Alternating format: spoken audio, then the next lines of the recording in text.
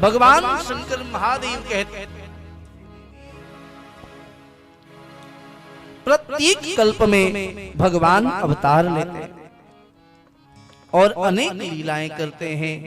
मुनीश्वरों ने परम पवित्र काव्य रचना करके उनके कथा प्रसंगों का यह वर्णन किया है। भगवान के महाराज अवतार का यह एक हेतु श्री नारद जी का शाप भी है। और सुनो,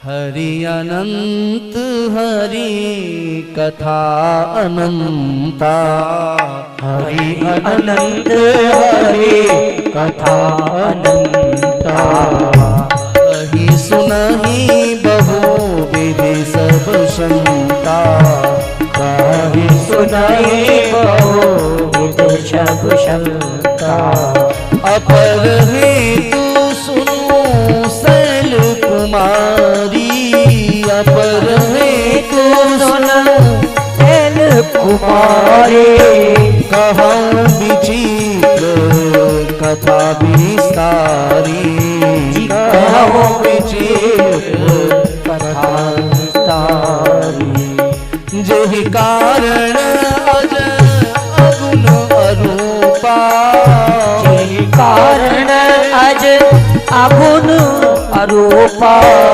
ब्रह्म भयं कौशलपुर भूपा, ब्रह्म भयो कौशलपुर भूपा, ब्रह्म भयं कौशलपुर भूपा, ब्रह्म भयो कौशलपुर भूपा। देवी, आपने कहा भगवान का नाम वेद में अजन्मा है, तो परमात्मा ने जन्म क्यों धारण किया। हिरण्यगर्भः समवर्तताग्रे भूतस्य जातः पतिरेक आसीत् सदाधार पृथ्वीं यावते इमां तस्मै देवाय हविखा विधेम। तो भगवान के उपाय का एक कारण मैंने बताया, अवतार का एक कारण बताया, अब एक और दूसरा कारण श्रवण करो। भगवान ने पृथ्वी पर रामावतार क्यों धारण किया। वह निर्गुण परमात्मा, निराकार परमात्मा सगुण रूप में पृथ्वी पर क्यों प्रकट हुए।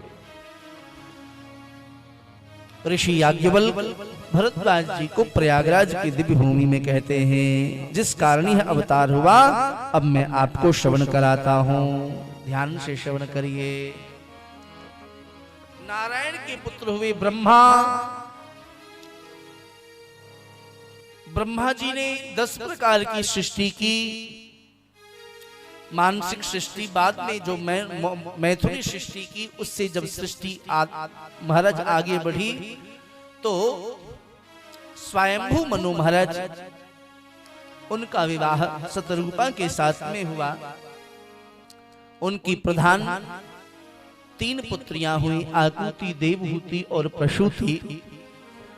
2 पुत्र हुए, प्रियव्रत और उत्तानपाद। महाराज बहुत वर्ष व्यतीत हो गए राज्य करते करते, तो एक दिन मनु और शत्रुपा के हृदय में अत्यंत दुख हुआ कि मैंने सारा जीवन यूं ही व्यर्थ में विषयोपभोग में लगा दिया, भगवान के भजन के बिना ही हमारा जीवन व्यतीत हो गया। बहुत हृदय में पीड़ा हुई, क्या करें, तो अपने पुत्र को राज्य देकर शत्रुपा को साथ लेकर के श्री स्वयंभू मनु महाराज तीर्थ राजश्री नैमिषारण्य की पवित्र भूमि में पधारे। पवित्र भूमि है नैमिषारण्य की, जो पुराणों का उद्भव स्थल है। 18 पुराणों का उद्भव स्थल है। यहाँ तक कि सत्यनारायण की कथा भी नैमिषारण्य में प्रकट हुई। यह अद्भुत भूमि है नैमिषारण्य की। एक बार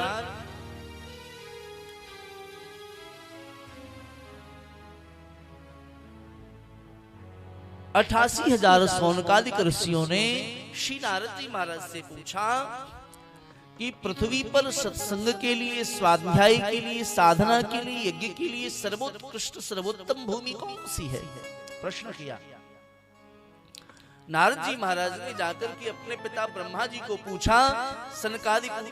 महाराज सौनकादि ऋषि पूछते हैं, पृथ्वी पर सर्वोत्कृष्ट साधना के लिए, स्वाध्याय के लिए, यज्ञ जप तप के लिए कौन सा स्थान है?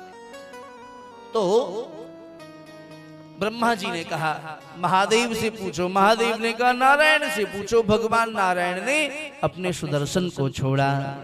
बोले इसका निमित्त जिस भूमि में जाकर के अड़ जाए कड़ जाए, उसको आप पृथ्वी का सर्वोत्कृष्ट सर्वोत्तम स्थान समझना।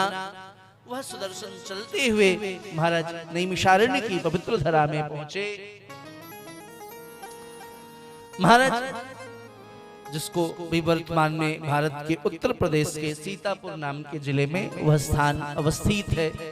महाराज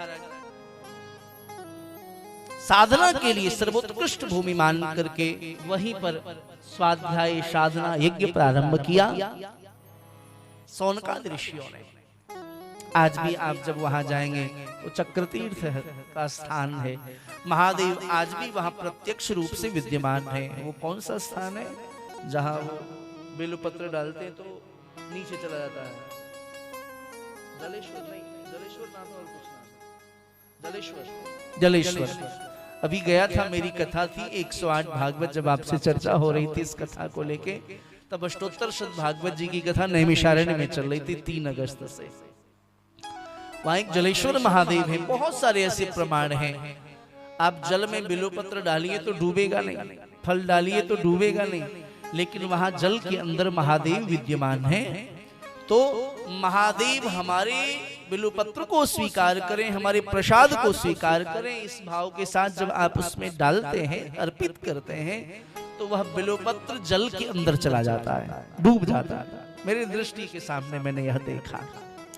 सारे फल वहां अंदर चले जाएंगे और जितने फल आप अर्पित करेंगे, आपकी जितनी संख्या होती है वहां, जितने आप 1 जने 2 जने 4 जने जितनी संख्या से जाते हैं, मैंने तो यह भी देखा कि आपकी जितनी संख्या होगी वहां पर उतने फल अंदर से बाहर आ जाएंगे। आप उस फल को प्रसाद रूप में लेकर के जा सकते हैं। ये वहां की महिमा। जलेश्वर अद्भुत भूमि नैमिषारण्य की। तो श्री मनु और शत्रुपा तप की कामना को लेकर के बोले सारा जीवन विषयोपभोग करते हुए व्यतीत कर दिया, अब साधना के निमित्त आगे की जीवन करनी है। श्री मनु महाराज नैमिषारण्य की भूमि में पधारे।